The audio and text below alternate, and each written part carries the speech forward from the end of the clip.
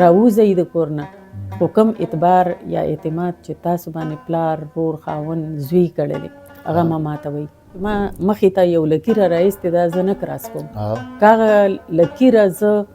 کراس کم نو زه به کلسوم زیب نیم. کومې جینکۍ چې هغه د فیم دپاره صرف څه بل طرف ته ووتې یا لاړې ټیک ټاک سره ډېر غلط اثر پرې صرف ټیک ټاک نه دی اینی سوشل میډیا په هغې باندې لاړې هغې خپله پښتو هېره کړه هغې ادب هېر کړه هغې وړومبی خو زموږ پښتو ده زموږ وجود د پښتو نه جوړ دی نو هغه جینکو سره نه زه رابطه کوم نه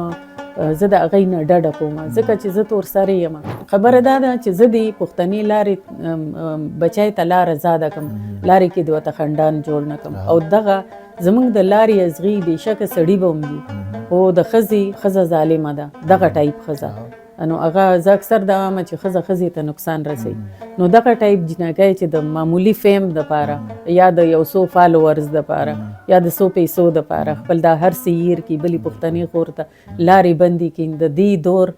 د یزید نه کمه نه ده.